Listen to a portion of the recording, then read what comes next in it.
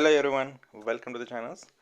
इस लेक्चर में हम स्टडी करेंगे plant growth and mineral nutritions का नेक्स्ट टॉपिक्स जो है हमारा mineral nutritions in plants. Okay, जो मिनरल्स रहते हैं हमारे प्लांट के लिए मोस्ट इम्पोर्टेंस रहने वाले हैं, जो कि हमारे प्लांट की अच्छी ग्रोथ और डेवलपमेंट्स के लिए मोस्टली इसेंशियल रहने वाले हैं। ठीक है, इस लेक्चर में हम देखने वाले हैं कि उसके सोर्सेज कौन से हैं, उसका क्लासिफिकेशन कैसे रहता है मिनरल्स का, और कौन कौन से मिनरल्स जो सबसे लार्ज क्वांटिटी और स्मॉल क्वांटिटी में ऑब्जर्व किए जाते हैं हमारे प्लांट्स में। ठीक है, ठीक है, जानते हैं पहले हमें इंट्रोडक्शंस टू मिनरल न्यूट्रिशंस का। So what is the mineral nutritions? The plants require the minerals from the soil for proper growth and developments. मतलब प्लांट्स की रिक्वायरमेंट के बेसिस पे हमारे प्लांट्स के लिए मोस्टली इंपॉर्टेंट कौन कौन से मिनरल्स इंपॉर्टेंस रहने वाले हैं फॉर द प्रॉपर ग्रोथ के लिए और डेवलपमेंट्स के लिए। ठीक है, वो मिनरल्स ऑब्जर्व किए जाते हैं हमारे सॉइल से या अदर सराउंडिंग इन्वायरमेंट से। ठीक है, from the soil for the proper growth and developments. जो मेन फंक्शन है हमारा क्या है? The plants require the minerals. Okay, जो भी मिनरल्स रहने वाले ऑब्जर्व कहाँ से करने वाले हम? From the soil for the proper growth and developments के लिए। जो भी मिनरल्स है ऑब्जर्व थ्रू द किसके थ्रू ऑब्जर्व करने वाले हमारे जो मिनरल्स और न्यूट्रिएंट्स है? द मिनरल्स और nutrients are absorb through the roots के हेल्प से। रूट के हेल्प से हमारे प्लांट के रूट के हेल्प से हम जो भी मिनरल्स और न्यूट्रिएंट्स रहने वाले हैं वो ऑब्जर्व करते हैं इन द सॉइल के सॉइल से एंड ट्रांसपोर्टेड एंड ट्रांसपोर्ट्स के जाते all the parts of the plants with the help of the xylem vessels. Okay, xylem vessels के थ्रू हमारे पूरे प्लांट्स में जो भी पार्ट्स रहने वाले हैं उसके उसके मतलब प्लांट्स में पूरे सप्लाई कर देते थे या ट्रांसपोर्ट्स करने में हेल्प करता है जाइलम वेसल्स। मतलब हमारे प्लांट्स की पूरे पार्ट्स में जो भी लीव्स रहेंगे स्टेम्स रहेंगे वो सभी पार्ट्स में ट्रांसपोर्ट्स करने का काम जाइलम वेसल्स करता है। ठीक है, आप कुछ टाइप्स देखेंगे, टाइप्स ऑफ न्यूट्रिएंट्स कौन कौन से रहते हैं हमारे जो मोस्टली इसेंशियल न्यूट्रिएंट्स रहने वाले हैं वो दो टाइप्स के हैं, macro nutrients and micro nutrients. Okay, macro nutrients मतलब क्या? They are used in large in quantities. Okay, large in quantities, and micronutrients in that means what they use in smaller in quantities. Large in quantities में कौन से रहने वाले हैं?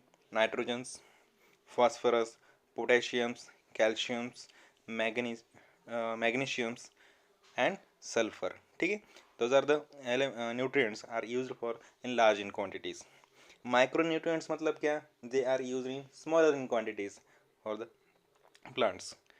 कौन कौन से? Ions, manganese, zinc, copper, boron, molybdenums and chlorine. These are used for in smaller in quantities. Okay, these are the essential nutrients for the plants. अब फिगर के जरिए हम स्टडी करने की कोशिश करते हैं।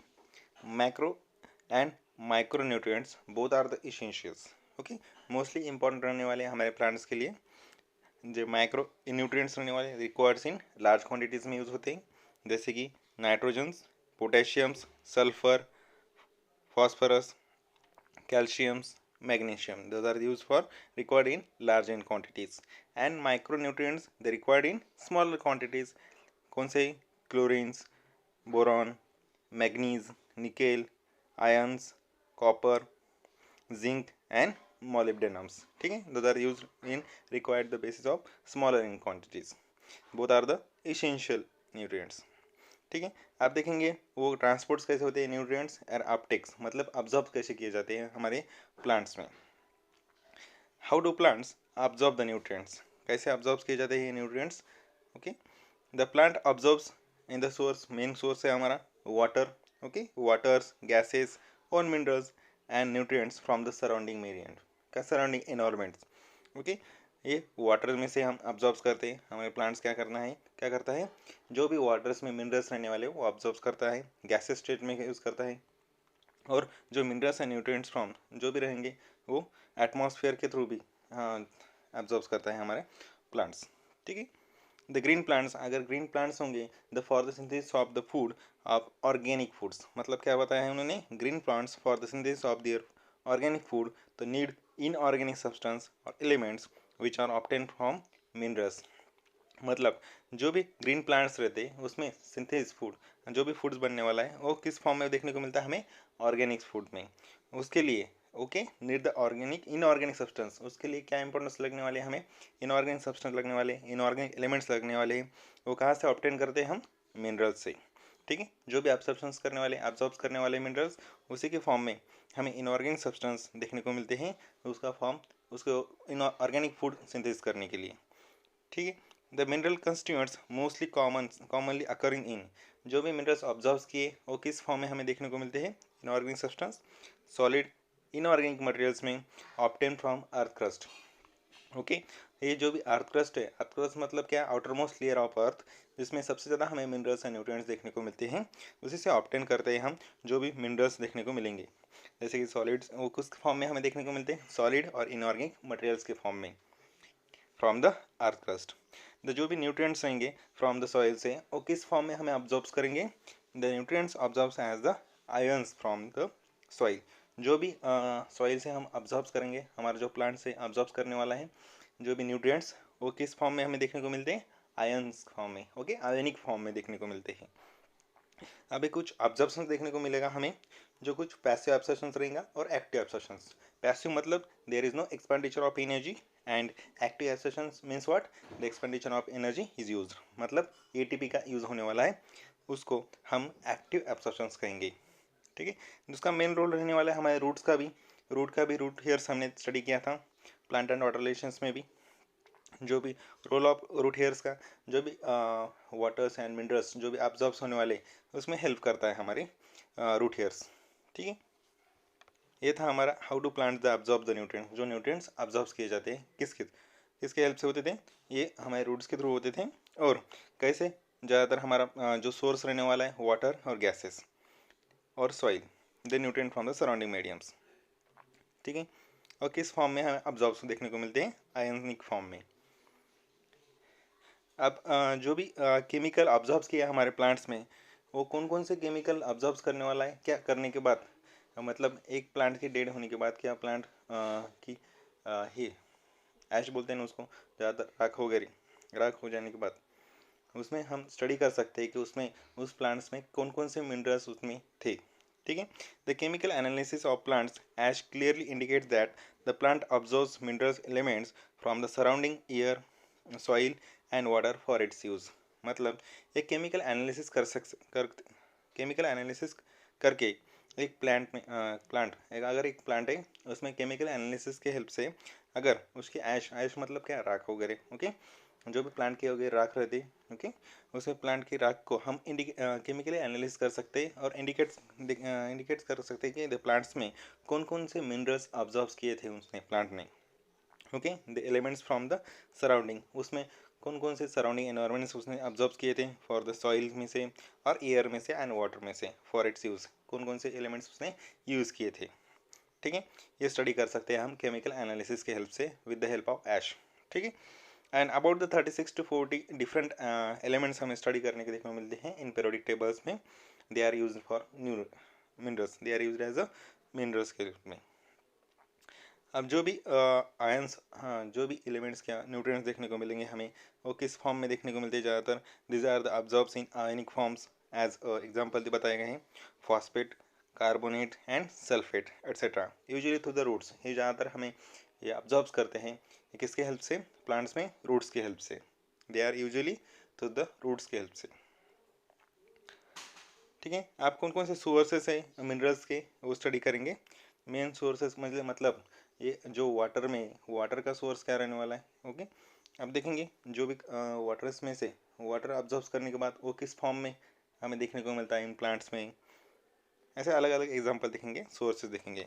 The plant derives necessary elements from the atmosphere, soil and waters. Main sources कौन कौन से हमारे, जो मिनरल्स ऑब्जॉर्व किए जाते हैं हमारे प्लांट्स में, the plant derives necessary elements from the atmosphere से लेते हैं, और सॉइल में से और water. This are the three हमारे थ्री जो सोर्सेस है, द मेन सोर्सेस है, जिसमें एटमॉस्फेयर से हम मिनरल्स एंड न्यूट्रिशंस देखने को मिलते हैं, एंड सॉइल एंड वाटर्स। अब देखेंगे किस फॉर्म में हमें देखने को मिलता है। Carbon enters the plant as a atmospheric carbon dioxides, मतलब हमारे जो एनवायरमेंट्स में कार्बन डाइऑक्साइड्स देखने को मिलता है, उस कार्बन डाइऑक्साइड्स का कार्बन डाइऑक्साइड से हमें क्या देखने को मिलता है, कार्बन देखने को मिलता है इन द प्लांट्स। मतलब कार्बन एटमॉस्फेरिक जो कार्बन डाइऑक्साइड रहने वाला है वो ऑब्जर्व करने के बाद किस रूप में हमें प्लांट्स में देखने को मिलेगा, कार्बन्स। ओके, मतलब carbon enters in the plant as a carbon dioxides. Main source कौन सा रहने वाला है इसका, कार्बन डाइऑक्साइड्स का, कार्बन। ठीक है, मतलब कार्बन का सोर्स क्या रहने वाला है, कार्बन डाइऑक्साइड्स। कार्बन का सोर्स क्या रहने वाला है, कार्बन डाइऑक्साइड। मतलब कार्बन डाइऑक्साइड्स ऑब्जर्व करने के बाद ही कार्बन के फॉर्म में हमें प्लांट्स में देखने को मिलेगा। अब सोर्स हाइड्रोजन का सोर्स क्या रहने वाला है, वाटर, H2O। H2O ऑब्जर्व करने के बाद किस फॉर्म में हमें देखने को मिलेगा, हाइड्रोजन के फॉर्म में प्लांट के अंदर। Oxygen comes from the air and water. जो भी ऑक्सीजन देखने को मिलेगा उसका कम्स फ्रॉम कहाँ से देखने को मिलता है हमें, एयर और वाटर से, H2O। ओके, H2O उसको ब्रेक करने के बाद ऑक्सीजन के फॉर्म में हमें देखने को मिलता है प्लांट्स में। Carbon, hydrogen and oxygen are not mineral in origins. ये बहुत ही मेन सेंटेंस, इंपॉर्टेंट सेंटेंस है। Carbon, hydrogen and oxygen are not mineral in origins. इसका मतलब क्या कहा है, ये मिनरल्स नहीं है। कार्बन और hydrogen oxygen are the gases, ये हमें एटमॉस्फेयर में देखने को मिलते हैं। जो भी ये सॉइल में ज़्यादा देखने को नहीं मिलते। ज़्यादातर देखो नॉन मिनरल्स और मिनरल्स, ये आपको पता होना चाहिए। जो मिनरल्स नहीं है, द मिनरल्स है they are obtain from the soil. जो सॉइल में ऑब्टेन होते हैं उसको हम क्या कहेंगे, मिनरल्स। नॉन मिनरल्स किसको कहेंगे, जो द एटमॉस्फेयर और वाटर्स में देखने को मिलते हैं उसे हम नॉन मिनरल्स कहते हैं। मतलब कार्बन, हाइड्रोजन और oxygen are not minerals in origins. हमें यहाँ मिनरल्स से देखने को नहीं मिलते, मतलब they are not obtain from the soil. ये तीनों भी आप देखेंगे। इसका नाइट्रोजन्स कहाँ देखने को मिलता है, the plant derives nitrogens from both. मतलब नाइट्रोजन से डिराइव होता है हमारे बोथ द मिनरल्स से, मतलब सॉइल से भी देखने को मिलता है, they obtain from soil and non mineral in origins. मतलब नॉन मिनरल्स मतलब क्या, वाटर्स में भी देखने को मिलेगा और एटमॉस्फेयर में देखने को मिलता है हमारा नाइट्रोजन्स। मतलब बोथ द आर मतलब plant derives the both the minerals and non minerals origins. ठीक है, ये थे हमारे सोर्सेस ऑफ मिनरल्स। अब कुछ क्लासिफिकेशन स्टडी किया था, क्लासिफिकेशन देखेंगे। दो क्लासिफिकेशन स्टडी किए थे earlier on the basis of their requirements of minerals. ये जो स्टडी किया है, the minerals are classified as on the basis of their requirements. Requirement के बेसिस पे क्लासिफिकेशन देखने को मिलता है हमें। फर्स्टली अर्लियर स्टडी किया था ये classifications. There are first one is essential and second one is non-essential.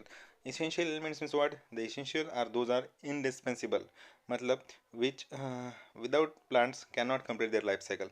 ये essential elements जो रहने वाले जिसके ज़रिए, जिसकी वजह से अगर ये एबसेंट रहने वाले तो उस टाइम प्लांट में लाइफ साइकिल कंप्लीट नहीं हो सकती है। नॉन एसेंशियल्स मतलब क्या, जिसकी वजह से होने या ना होने से कोई फर्क नहीं पड़ता, जिसकी वजह से कोई भी डिफिशियंसी सिम्टम्स हमें देखने को नहीं मिलेंगे। अगर एसेंशियल एलिमेंट्स हमारे एब्सेंट रहेंगे प्लांट्स में तो हमें क्या देखने को मिलेगा, the absence can produce cause major deficiency symptoms देखने को मिलेंगे। अगर एसेंशियल एलिमेंट्स हमारे एब्सेंट रहेंगे तो मेजर डिफिशियंसी सिम्टम्स हमारे प्लांट्स में देखने को मिलते हैं। नॉन एसेंशियल एलिमेंट्स उसमें कोई भी नहीं देखने को मिलता। मतलब the non essential elements are not indispensable. Indispensable मतलब क्या, मोस्ट इंपॉर्टेंट नहीं है। ठीक है, and they do not produce any cause any deficiency symptoms. ठीक है, एसेंशियल एलिमेंट्स कौन कौन से, carbon, hydrogen, oxygen, nitrogen and phosphorus. Those are the mostly important essential elements. ठीक है, और एसेंशियल एलिमेंट्स की वजह से the play structural and physiological roles हमें प्ले करता है इन प्लांट्स में। ये classification early on the basis of the requirements basis पर, क्या मतलब रिक्वायरमेंट्स ऑफ मिनरल्स के बेसिस पे स्टडी किया था। ये बाद में एब्सोलेट हो गया, एब्सोलेट ना हो अभी, एब्सोलेट ना हो मतलब आउटडेटेड हो गया है, अभी ये क्लासिफिकेशन यूज़ नहीं होता है। ठीक है, आप देखेंगे नेक्स्ट जो क्लासिफिकेशन किसके बेस पे स्टडी किया था, क्लासिफिकेशन ऑफ मिनरल्स में based on the quantity requirements. मतलब मिनरल्स की क्वांटिटी के बेस पे स्टडी किया था। नेक्स्ट जो क्लासिफिकेशन से the minerals are classified as a minor, मतलब micro elements, and majors elements means what, macro elements. मतलब smaller in quantities are used in the plants, they are micro elements, and larger in quantity they are used in macro elements. Like macro elements like carbon, hydrogens, oxygens, phosphorus, magnesium, nitrogens, potassium, sulfur, calciums, and ions. Okay, those are the micro elements. They are used in large quantities. Micro elements like zinc, copper, aluminum, silicon, manganese, boron, molybdenums, and chlorines, etc. They are used in smaller in quantities. ठीक है. These are the classification and they based on the quantity requirements. मतलब हमारे plants में quantity के हिसाब से, मतलब जो कम लगने वाला है या ज़्यादा लगने वाला एलिमेंट्स की बेसिस पे ये क्लासिफिकेशन स्टडी किया था. मगर आज भी ये classification is not accepted now. ये भी क्लासिफिकेशन एक्सेप्ट नहीं हुआ. ये दोनों क्लासिफिकेशन आउटडेटेड हो गए. The classification are used in nowadays are the minerals are classified on the basis of biochemical functions. आज के टाइम्स ये क्लासिफिकेशन हम यूज़ करते हैं. The mineral are classified on the basis of their biochemical के reactions के base पर. ठीक है. अब क्राइटेरिया क्या होना चाहिए? हमारे जो इसेंशियल एलिमेंट्स हैं वो ऑब्जर्व करने के लिए किन क्राइटेरिया की मोस्टली इंपॉर्टेंट ज़रूरत रहती है वो स्टडी करेंगे. दो साइंटिस्ट ने स्टडी किया था, प्रपोज बाय एर्नॉन एंड स्टाउट. दो साइंटिस्ट ने स्टडी किया था, एर्नॉन एंड स्टाउट, इन 1939 में. कौन कौन से क्राइटेरिया थे? द मोस्ट इंपॉर्टेंट 3 क्राइटेरिया थे. The element must be necessary for supporting growth and reproductions. मतलब जो भी एलिमेंट्स रहने वाला है ऑब्जर्व करने के बाद वो मस्ट भी नेसेसरी रहता है हमारे प्लांट की अच्छी ग्रोथ के लिए, सपोर्टिंग ग्रोथ के लिए एंड रिप्रोडक्शंस के लिए. दिस एलिमेंट्स, जो एलिमेंट्स रहने वाले मस्ट भी हैव स्पेसिफिक फंक्शंस. उसके लिए एक स्पेसिफिक फंक्शन दिया जाता है, बट उसमें should not be replaceable by the another elements. मतलब अगर एक एग्जांपल लिया हमने एक माइक्रो एलिमेंट्स का, कार्बन और हाइड्रोजन्स का. ठीक है. एक कार्बन का एक स्पेसिफिक फंक्शन दिया गया है. अगर कार्बन का फंक्शन, कार्बन की जो मात्रा जो कम देखने को मिली उस टाइम्स, अगर हाइड्रोजन्स ने उसका हेल्प किया, क्या हाइड्रोजन्स उस पर यूज़ हुआ, तो उस टाइम्स कार्बन का जो भी इम्पोर्टेंस रहने वाला है वो कम होने के देखने को मिलता है. और जो रिप्लेसमेंट देखने को मिलती है ये नहीं होनी चाहिए. ये दो साइंटिस्ट ने कहा गया है. क्योंकि अगर this are the elements must have specific functions, एक स्पेसिफिक फंक्शंस दिया गया है कार्बन को या हाइड्रोजन्स को, उसको रिप्लेसेबल नहीं करना चाहिए अनदर एलिमेंट से. मतलब कार्बन की जगह हाइड्रोजन नहीं ले सकता और हाइड्रोजन की जगह कार्बन नहीं ले सकता. उसका एक स्पेसिफिक फंक्शन दिया गया है, वही स्पेसिफिक फंक्शन को देना चाहिए. Okay. Should not be replaceable by another elements. मतलब दूसरे एलिमेंट से उसे रिप्लेस नहीं करना चाहिए. उस एक इस क्राइटेरिया में कहा गया है. The elements must be directly involve in the nutrition of the plants. जो भी एलिमेंट्स रहने वाले वो डायरेक्टली इन्वॉल्व होने चाहिए हमारे प्लांट की अच्छी न्यूट्रिशन ऑफ द प्लांट्स के लिए और मेटाबॉलिज्म्स के लिए. ठीक है. These are the 3 criteria for essential elements से जो प्रपोज किए थे एर्नॉन एंड स्टाउट्स ने ये 1939. सो देखेंगे अब लॉ ऑफ मिनिमम मतलब क्या है और किसने स्टडी किया है. Liebig show that the essentially of mineral nutrients and put for the law of minimum. जो लाइबेक इस साइंटिस्ट ने स्टडी किया था, show that the essentiality of mineral nutrients, मतलब जो भी हमारे जो मिनरल्स न्यूट्रिएंट्स रहने वाले वो एसेंशियल एलिमेंट्स के ज़रिए उन्होंने ये लॉ ऑफ मिनिमम्स स्टडी किया था. ठीक है. अकॉर्डिंग देखेंगे इस लॉज में क्या देखने को मिलता है हमें. According to this law the yield crops plants, जो भी हमारे क्रॉप प्लांट्स रहेंगे, the plant is determined by the amount of essential element that is present in the minimum quantities. मतलब जो भी एसेंशियल एलिमेंट्स रहने वाले हैं उनमें से सबसे कम क्वांटिटीज में हमें क्या कौन सा एलिमेंट्स देखने को मिलता है, द मिनिमम क्वांटिटी. उस मिनिमम क्वांटिटी वाले एलिमेंट्स को हम लॉ ऑफ मिनिमम्स कहेंगे. ठीक है. सिंपल है. देखेंगे कि फिगर्स के ज़रिए, जैसे कि एक लॉ ऑफ मिनिमम्स में एक फिगर्स बताई गई है इधर, जो मोस्टली एसेंशियल एलिमेंट्स रहने वाले हैं जैसे कि copper, zinc, phosphorus, potassium, sulphur, okay, magnesiums, जो भी मोस्टली इंपॉर्टेंस रहने वाले हैं उसमें से एक भी हमारा जो एलिमेंट्स है हमारे क्रॉप प्लांट्स के जो इम्पोर्टेंस है उसके मात्रा क्या कम रहने वाली है. ओके. उसकी वजह से हमारे प्लांट्स की एक प्रोडक्टिविटी पे हमें असर देखने को मिलेगा. उस एलिमेंट्स को हम लॉ ऑफ मिनिमम्स कहेंगे. और एक एग्जांपल से जैसे कि जिंक है, कॉपर से, ये जो बकेट दिख रहे हैं ना आपका, हमारे जैसे कि हमारा एक प्लांट्स है जिसके प्लांट के लिए बहुत सारे एसेंशियल एलिमेंट्स की ज़रूरत रहने वाली है.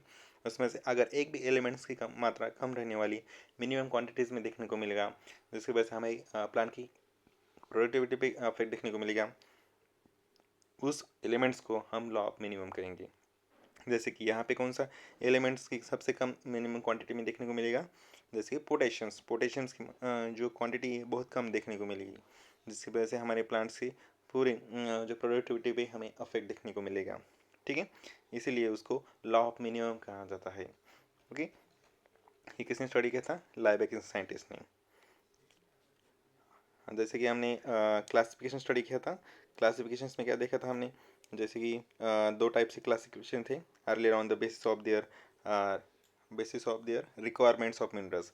मतलब रिक्वायरमेंट्स के बेसिस पे हमने ये क्लासिफिकेशन स्टडी किया था अर्लियर, ये भी ऑब्सोलेट्स नाउ, ये आउटडेटेड हो गया। जो नेक्स्ट क्लासिफिकेशन देखा था हमने, जो क्वांटिटी के रिक्वायरमेंट के बेसिस पे था, वो भी क्लासिफिकेशन अभी एक्सेप्ट नहीं हुआ।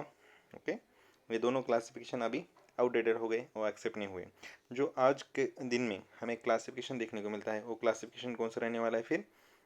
Now the days the minerals are classify on the basis of their biochemical के फंक्शंस पे। जो आज क्लासिफिकेशन हम यूज़ करते हैं on the basis of biochemical functions के ज़रिए।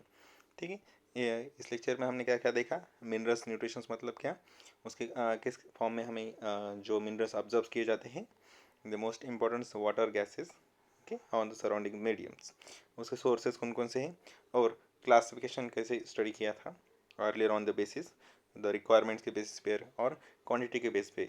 और आज के दिन में हम कौन से क्लासिफिकेशन के बेसिस पे हम स्टडी करते हैं। ठीक है, इस तरह हमने एक मिनरल न्यूट्रिशंस का छोटा सा टॉपिक हमने स्टडी किया। उसमें आप देख लास्ट नेक्स्ट लेक्चर हम देखने वाले हैं जो सिम्टम्स देखने वाले हैं, मिनरल डिफिशियंसी सिम्टम्स, जिसकी वजह से अगर एक भी कंटेंट्स की वजह से कम देखने को मिलेगी, जैसे कि लॉ ऑफ मिनिमम से यूज़ होता है ज़्यादातर। ओके, सिम्टम्स में मिनरल डिफिशियंसी की वजह से हमारे प्लांट्स में जो भी एक दो एलिमेंट्स की जब कमी देखने को मिलेगी प्लांट्स में, उसमें डिफिशियंट सिम्टम्स देखने को मिलेंगे, वो नेक्स्ट लेक्चर हम स्टडी करेंगे। ठीक है, इस लेक्चर के लिए इतना ही। So thank you so much.